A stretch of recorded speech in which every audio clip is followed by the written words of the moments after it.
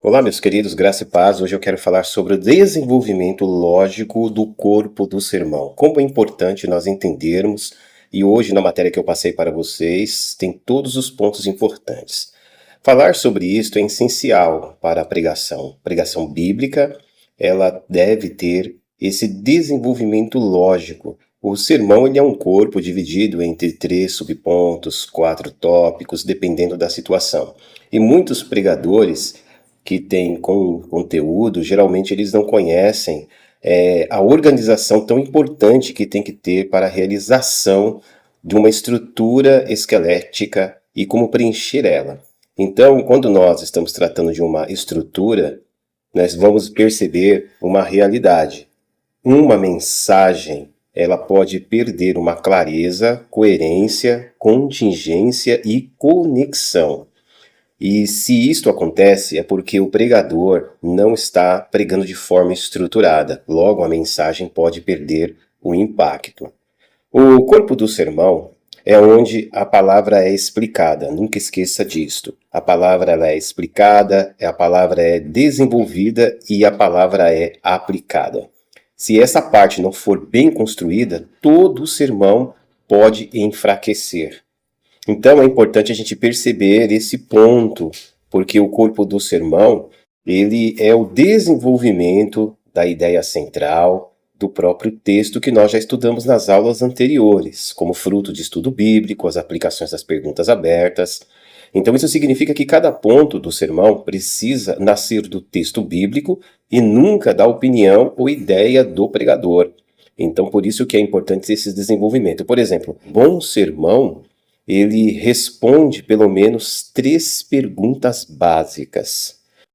O que o texto diz, o que o texto significa e o que ele exige de nós. Isso vai trazer para nós uma coerência muito grande e um entendimento melhor. É um ponto em que todo sermão realmente vai precisar de lógica. Por exemplo, unidade, progressão e clareza. Unidade, progressão e clareza. Unidade significa que ele aponta para a mesma ideia.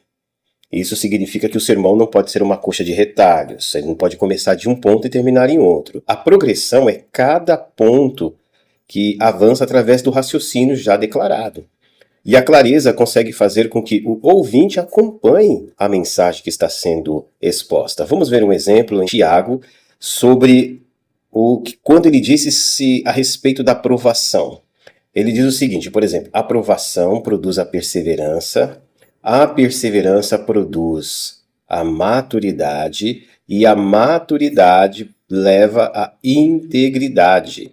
Veja como o capítulo 1 de Tiago expressa isso de uma maneira muito lógica, coerente e conectiva.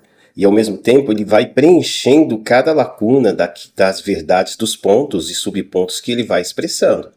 Então existe uma sequência, existe uma construção muito lógica e bem organizada. Então você pode estruturar o sermão também de várias formas, mas é importante a gente sempre seguir os princípios. O segundo texto, por exemplo, é o Salmo 23. Veja como é estruturado. Deus supre, Deus guia e Deus protege. É o que está ali nas estruturas do próprio Salmo 23.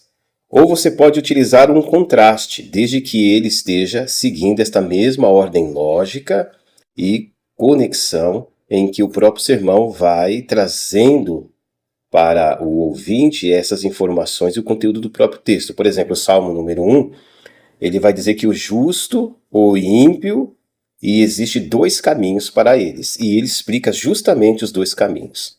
Então, o sermão ele pode ser feito também como, por exemplo, você utilizar uma lógica explicando o processo.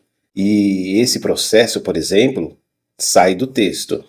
O que eu quero dizer para você aqui é que não importa a maneira como você vai fazer a sua organização do seu texto, utilizando as estruturas, desde que você entenda que as estruturas partem do próprio texto e, ao mesmo tempo, as explanações, as explicações e as aplicações.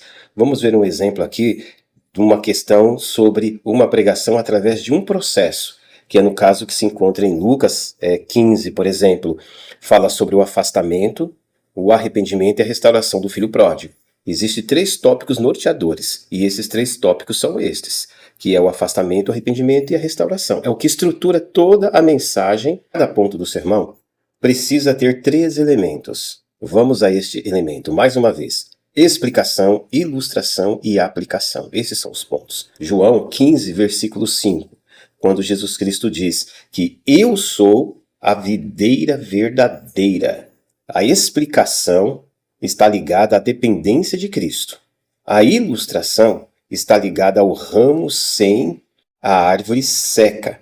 E a aplicação é onde você está vivendo sem depender de Deus. Então você percebe que eles têm uma unidade e têm uma progressão, uma conexão, ok?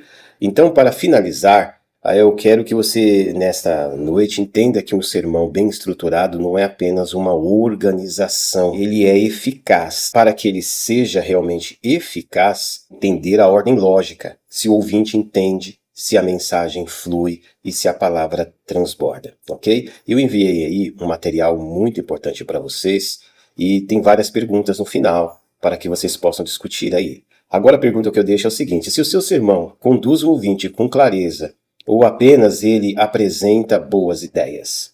Você só tem que tomar cuidado com isso. O sermão deve conduzir e não apresentar boas ideias, ok? Um abraço, uma boa aula para vocês.